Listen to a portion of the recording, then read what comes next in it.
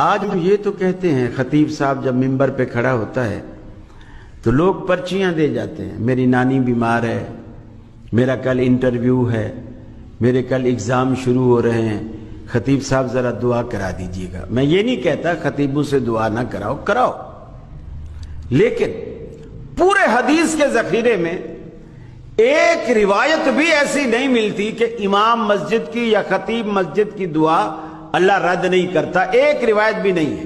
لیکن یہ روایتیں موجود ہیں کہ دعوت الوالد لولدہ، والد کی دعا اولاد کے حق میں اللہ رد نہیں کرتا۔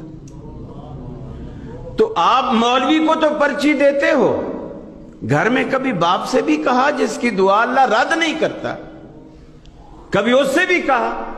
اور ماں باپ کو تو کہنے کی ضرورت بھی نہیں، پرچی بھی لکھنے کی ضرورت نہیں ہے، صرف ماں باپ سے بنا کے رکھے، ساری زندگی دعائیں ملیں گی، صرف بنا کے رکھے، ساری زندگی دعائیں ملیں گی۔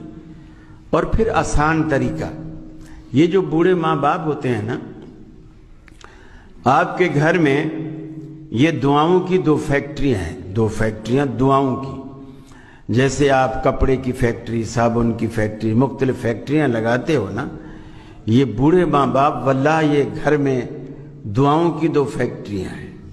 امام ابن سیرین رحمۃ اللہ علیہ کی والدہ فوت ہوئی، دھاڑے مار مار کے رونے لگے۔ کسی نے کہا امام صاحب آپ اتنے بڑے عالم ہو، بزرگ ہو، آپ ہمیں صبر کی تلقین کرتے ہو، خود دھاڑے مار مار کے رو رہے۔